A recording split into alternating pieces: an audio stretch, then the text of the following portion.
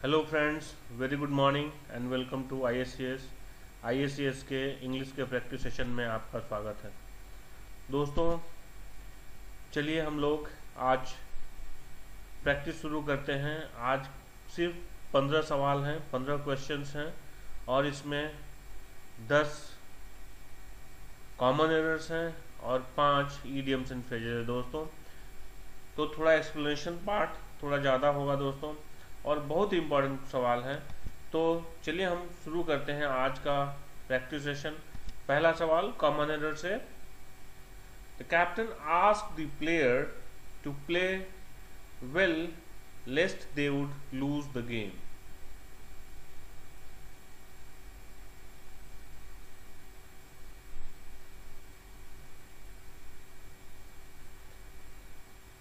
दोस्तों, जिसको कॉन्सेप्ट पता होगा उसको आसानी से मिल गया होगा एरर इसमें। तो दोस्तों देखते हैं क्या है। The captain asked the player to play well, उसके बाद है लेस्ट। लेस्ट के बाद हमेशा क्या लेता है? शुड लेता है दोस्तों। लेस्ट के साथ शुड लेता है, यानी कि वुड की जगह क्या होना चाहिए? शुड होना चाहिए। क्या होता है? The captain asked the player to play well lest they should lose the game. So answer would be option number C. Now look at question number 2. I would rather stay at home instead of going out with him.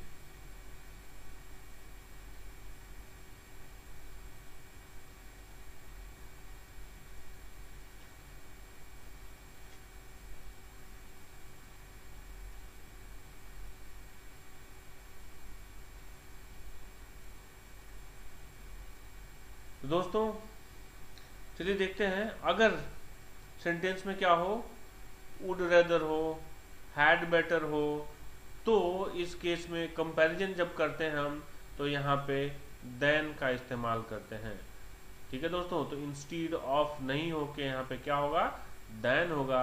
I would rather stay at home then going out with him. ठीक है दोस्तों, तो instead of के जगह हम लोग यहाँ पे क्या लगाएंगे?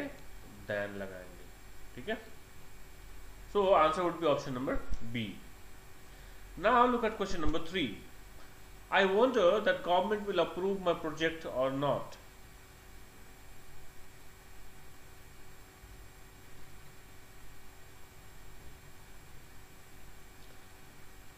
तो दोस्तों जहां पे वंडर है वहां पे हमने कल का अगर आपने देखा होगा तो उसमें हम लोगों ने डाउट और डाउटफुल के बारे में चर्चा करी थी। ठीक है दोस्तों, तो जहां वंडर है वहां डाउट का ही कॉन्सेप्ट लगता है। अगर ये क्या हो, अफर्मेटिव हो, ठीक है, तो यहाँ पे इफ या वेदर का इस्तेमाल होगा। किसका इस्तेमाल होगा? इफ लगाएंगे या नहीं तो वेदर लगाएंगे। ठीक है दोस्तों, क्या होगा? आई वंडर इफ या whether government will approve my project और नॉट। अब देखते हैं इफ या वेदर में से कौन सा लगेगा। तो दोस्तों अगर सेंटेंस में और हो यहाँ पे तो यहाँ पे क्या लगता है? वेदर लगता है। ठीक है, अगर और नहीं है तो इफ लगा सकते हैं या नहीं तो फिर दोनों लगा सकते हैं। लेकिन जब और हो तो स्ट्रिक्टली हम लोग वेदर के साथ ही और लगता है।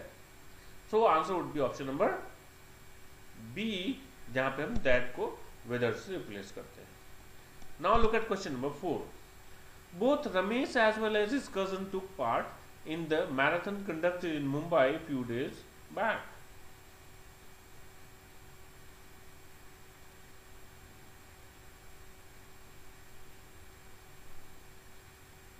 दोस्तों आज का एकदम गलत नहीं होना चाहिए दोस्तों। आप जो भी 15 है तो 15 में 15 ला रहे हैं तो हमको लगता है कि आपका प्रैक्टिस में है आप, क्योंकि इसमें एकदम बच्चा वाला कॉन्सेप्ट है, एकदम लो लेवल का आज क्वेश्चन है दोस्तों।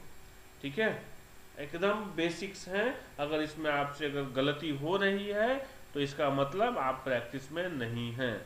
आई कैन नॉट से कि आपका प्रिपरेशन सही है या नहीं है, बिकॉज इसके लिए बहुत ज़्यादा प्रिपरेशन की ज़रूरत नहीं है, प्रैक्टिस की ज़रूरत है दोस्तों, ताकि आपके आंख जो है ना एकदम पारखी हो जानी चाहिए नज़र आपकी, कि जैसे ही सवाल देखते हैं कॉन्सेप्ट दिमाग में एकदम फ्लैश कर जाए और आप तुरंत उसमें एरर निकाल सकते हैं। ठीक है दोस्तों, तो चलिए इसमें देखते हैं क्या है। बोथ जब होता है दोस्तों, क्या बोथ होता है, तो यहाँ पे एज वेल एज ना होकर क्या होगा, एंड होगा दोस्तों, क्या होगा, एंड होता है, बोथ के साथ एंड लगता है, ना कि एज वेल एज। तो क्या हो गया, both Ramesh and his cousin took part in the marathon conducted in Mumbai few days back. So answer would be option number A. Now look at question number 5. The thieves had fled away with all the money before the police arrived.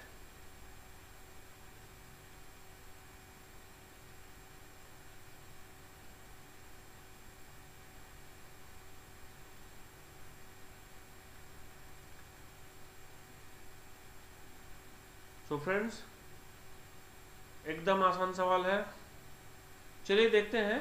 The thieves have fled away, दोस्तों कभी भी flee का मतलब क्या होता है, flee का B2 है, B3 है दोस्तों, तो फ्ली का पास्ट पार्टिसिपल हो जाता है फ्लेड, और फ्ली का मीनिंग होता है रन अवे। ठीक है दोस्तों, अगर यहाँ पे ऑलरेडी रन अवे है तो यहाँ पे अवे लगाने की कोई जरूरत नहीं है, यानी कि ये सुपरफ्लुअस है, सुपरफ्लुअस यूज ऑफ अवे है, यहाँ पे ये एरर है दोस्तों, यहाँ पे अवे नहीं लगाना है अगर फ्लेड लगाते हैं तो। ठीक है दोस्तों, तो क्या होगा, thieves had fled with all the money before the police arrived. So answer would be option number B, जहां पे हमें अवे को रिमूव करना है। Now look at question number 6. He is hated by everyone for being a coward man.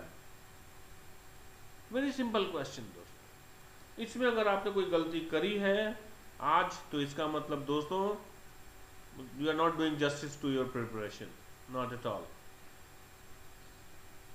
Today this is the litmus test of your preparation और basically अगर इसमें नहीं है तो आपको एकदम बेस से शुरू करना पड़ेगा दोस्तों, इसमें कोई गलती नहीं होनी चाहिए। 15 के 15 सवाल एकदम 100% सही होने चाहिए आपके। He is hated by everyone for being a coward man. दोस्तों कावर्ड एक नाउन है दोस्तों, तो कावर्ड का मतलब होता है फियरफुल पर्सन, तो एक फियरफुल पर्सन जो होता है कावर्ड है, तो इसके साथ मैन लगाने की कोई आवश्यकता नहीं है, ये सुपरफ्लुअस यूज है दोस्तों। ठीक है, अगर कावर्ड एडजेक्टिव होता तो मैन को क्वालिफाई करता। कावर्ड का एडजेक्टिव और एडवर्ब दोनों ही होता है कावर्डली। ठीक है दोस्तों, बहुत बार ऐसी गलतियां हो जाती हैं। कावर्डली लोग समझते हैं ये एडवर्ब है, वो एडवर्ब भी होता है और एडजेक्टिव भी होता है। कावर्ड क्या है, ये नाउन है, इसलिए ये अपने आप में एक कंप्लीट है, इसमें कभी भी ये एडजेक्टिव की तरह इस्तेमाल नहीं करते। ठीक है, coward. So answer would be option number C. Now look at question number 7. All the successful people have encountered a lot of problems during their period of struggle.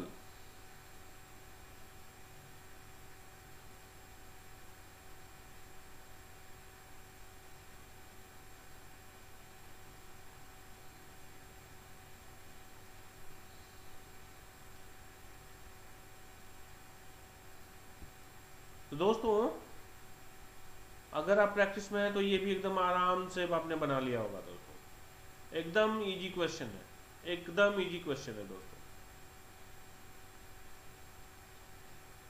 All the successful people have encountered a lot of problems during their period of struggle. See, फिर यहाँ पे देखिए superfluous use है, हमने यहाँ पे देखा during का मतलब क्या होता है, अवधि, फिर यहाँ पे पीरियड का मतलब क्या होता है, अवधि। ठीक है, तो दो बार आप यहाँ पे ये पीरियड ऑफ जो है ये क्या हो जाएगा, सुपरफ्लुअस यूज होगा, क्योंकि यहाँ पे ऑलरेडी ड्यूरिंग लिखा हुआ है। तो क्या होगा, all the successful people have encountered a lot of problems during their struggle. Period of struggle नहीं होगा, जब ड्यूरिंग लिख ही दिया आपने तो पीरियड लिखने की कोई आवश्यकता है ही नहीं दोस्तों। ठीक है, एकदम रसगुल्ला प्रॉब्लम है दोस्तों, एकदम सिंपल सा एरर है, but you need to do practice, otherwise वो फिर आपकी नजर उस पर पड़ ही नहीं सकती है। Now look at question number 8. The children had waited a rather long time before the school bus arrived.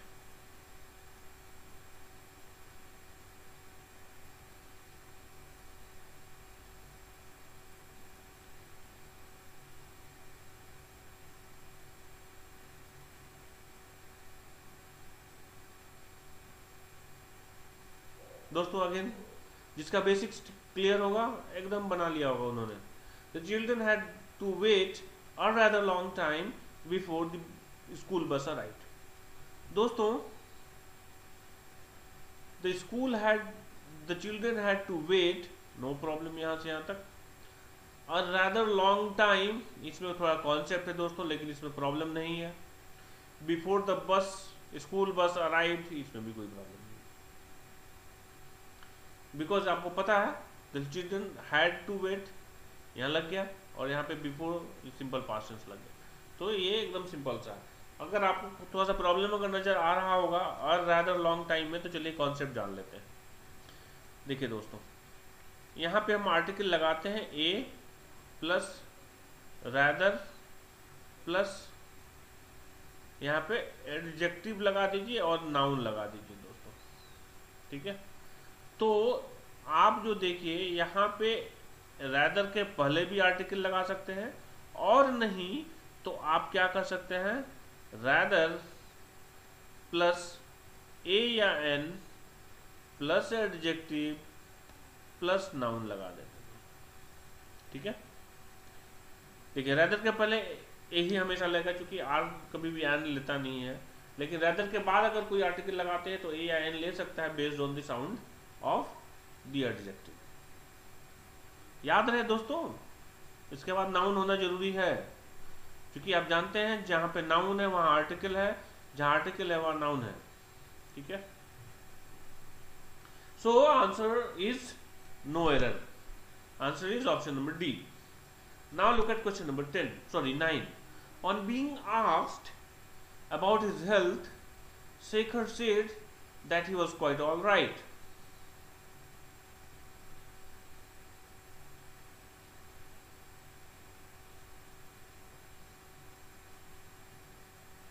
दोस्तों जो लोग हमारा आज 33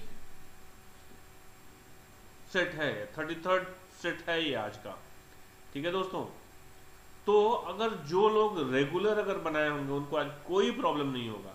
आई थिंक सम और इन सम और the other practice set all these questions have been discussed.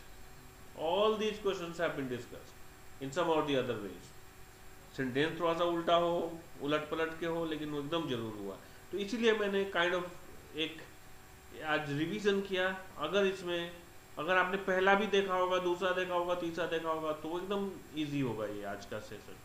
ठीक है दोस्तों, तो on being asked about his health, Shekhar said that he was quite all right. दोस्तों क्वाइट के साथ ऑल कभी नहीं लगाया जाता है. क्वाइट का मतलब ही होता है all. Again it's a superfluous use of all. ठीक है, तो क्या होगा, on being asked about his health, Shekhar said that he was quite right. Quite all right नहीं होगा तो क्वाइट राइट होगा.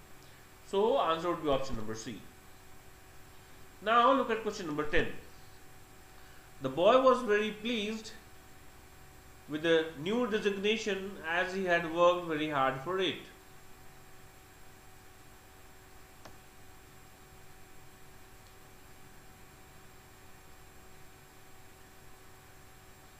So friends, again I'll tell you, जिसका कॉन्सेप्ट सही होगा एकदम पहली नजर में उनको प्रॉब्लम मिल गया होगा. दोस्तों the boy was very pleased नहीं होगा. वेरी के साथ हमेशा हम लोग क्या लगाते हैं, प्रेजेंट पार्टिसिपल लगाते हैं. ये क्या है, पास्ट पार्टिसिपल. और मच के साथ पास्ट पार्टिसिपल लगाते हैं. तो वेरी को किससे रिप्लेस करेंगे, मच से करेंगे. बोलिए तो मैं लिख ही देता हूं. वेरी के साथ B4 और मच के साथ B3 लगाते हैं हम लोग. ठीक है दोस्तों, याद रखिएगा. कुछ एक्सेप्शंस हैं, आई थिंक किसी न किसी में हमने इस्तेमाल किया है।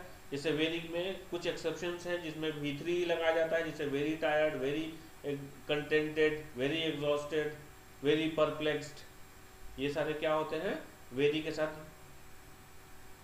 V3 यानी कि पास्ट पार्टिसिपल लगाया जाता है। अदरवाइज हमेशा क्या होता है, वेरी के साथ हमेशा प्रेजेंट पार्टिसिपल यानी कि V4 यानी कि भर प्लस ing लगाना होता है, V1 plus ing। Very pleasing होता, मच प्लीज्ड होगा दोस्तों, ठीक है, वेरी प्लीजिंग या मच प्लीज्ड, ठीक है दोस्तों। सो answer would be option number A. Now look at question number 11। This question is from idioms and phrases. The question is, the news of accident came as a bolt from the blue. तो हमें a bolt from the blue का meaning out of the given options choose करना है। Something unexpected, something unpleasant, something horrible या something unexpected and unpleasant. तो दोस्तों अब bolt from the blue का मतलब होता है समथिंग अनएक्सपेक्टेड एंड अनप्लीजेंट, मतलब असंभावित दुखद घटना या दुखद, कोई भी चीज क्या हो, असंभावित हो और क्या हो, दुखद हो, उसे के लिए क्या कहते हैं, अ bolt from the blue. So answer would be option number D. Now look at question number 12।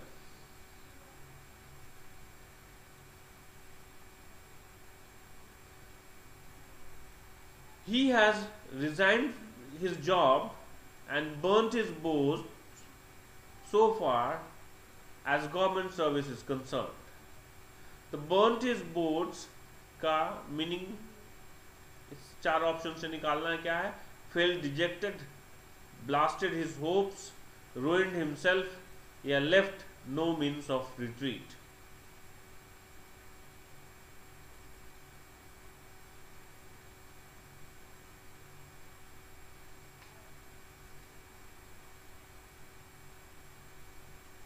दोस्तों बर्न्ट वंस बोट का मतलब होता है पीछे मुड़ के नहीं देखना और पीछे मुड़ के नहीं जाने का या फिर लौटने का कोई ऑप्शन नहीं छोड़ना, क्या कहलाता है, burnt his boats.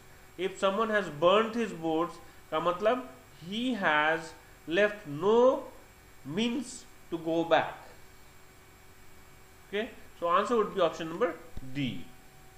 Now look at question number 13. We tend to take for granted the convenience of modern life.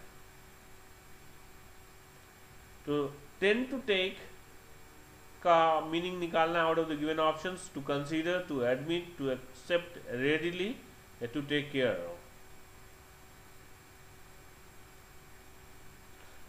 To care for.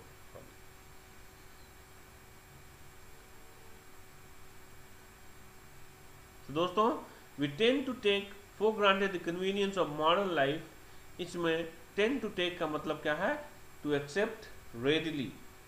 so option C will be the right answer।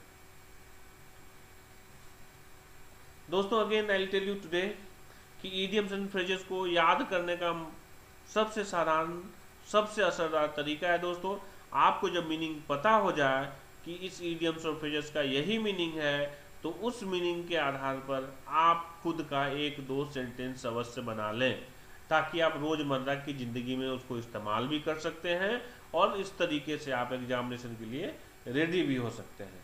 Otherwise examination में कभी कभी ऐसे close options आ जाते हैं जहां पे आपको confusion हो जाता है। ठीक है दोस्तों, now look at question number 14।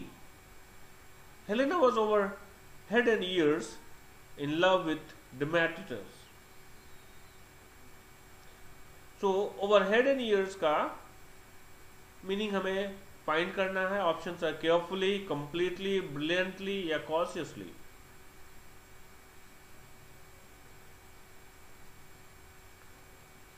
दोस्तों Helena was over head and years in love with Demetrius, इसमें ओवर हेड एंड ईयर्स का मतलब होता है completely. If someone is over head and years का मतलब होता है he is engrossed completely, he is engrossed। so answer would be option number B। now look at question number 15 sorry। The reputed company is in the red due to the recession. In the red का meaning क्या होगा? Making money, losing money, in danger या spending money.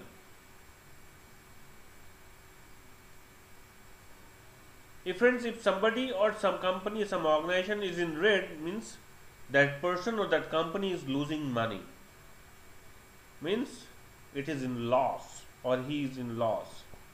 So losing money means in the red. So option B will be the right one.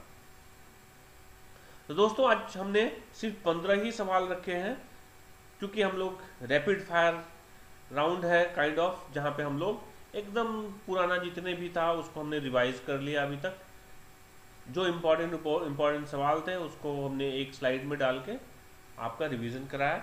दोस्तों अगर आपका 15 में 15 नहीं आया दोस्तों, तो ये अच्छी बात नहीं है. You need to focus on English and on even the basics as well. And friends, if you have any sort of issue, do come back to me.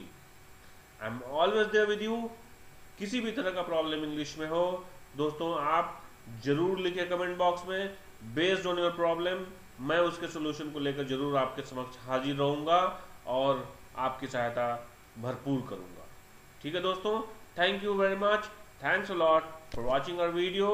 Thanks a lot once again, and please don't forget to forward this video to your friends. Thanks a lot.